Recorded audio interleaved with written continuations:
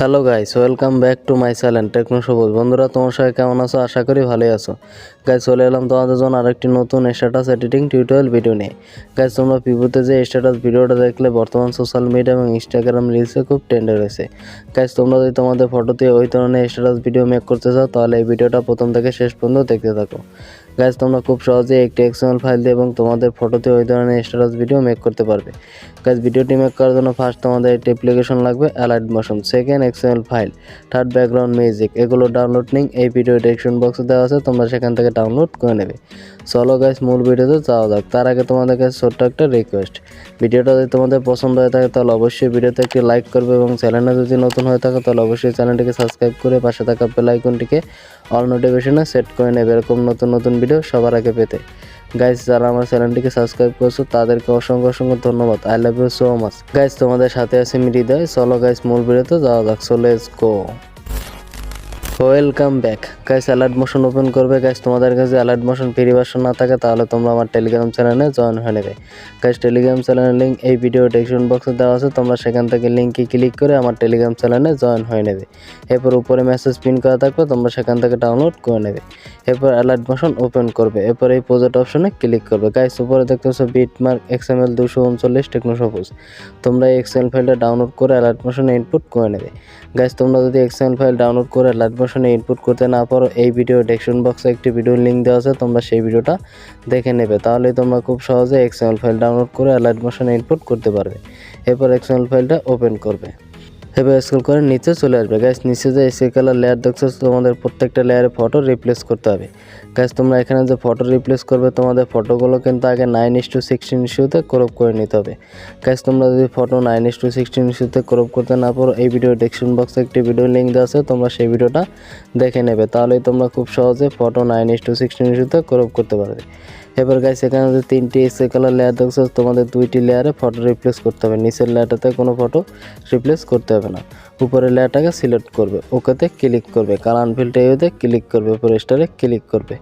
এবার উপরে এরতে ক্লিক করবে। এখান থেকে তোমরা তোমাদের ফোল্ডার সিলেক্ট করে নেবে। তোমাদের যে ফোল্ডারের ফটো তোমরা 9:16 ইঞ্চিতে ক্রপ করেছো, তোমরা সেই ফোল্ডার সিলেক্ট করে নেবে।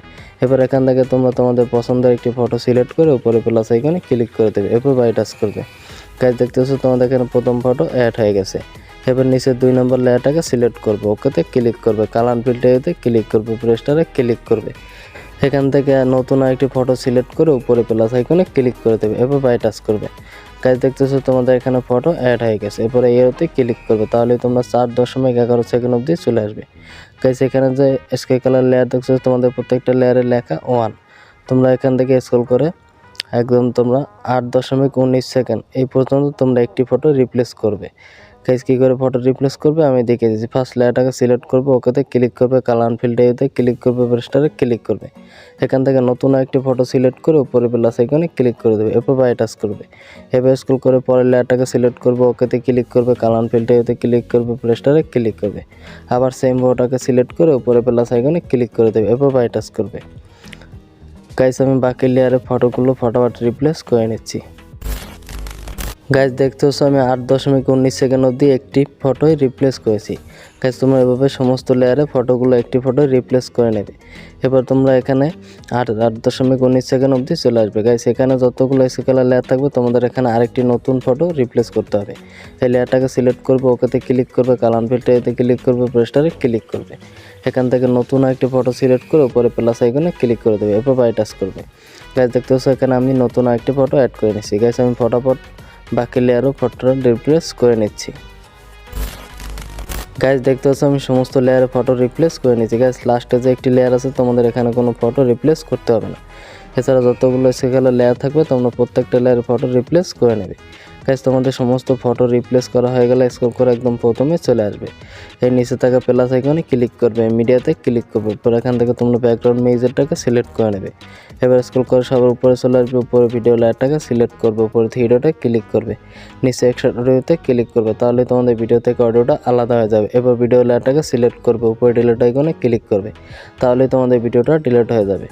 গাইস তোমাদের সব কিছু অ্যাড করা হয়ে গেলে ভিডিওটি সেভ করার জন্য উপরে শেয়ার আইকনে ক্লিক করবে, এরপর ভিডিও এরোতে ক্লিক করবে, এরপর এরোতে ক্লিক করবে, এখান থেকে তোমরা তোমাদের রেশিও সিলেক্ট করে নেবে।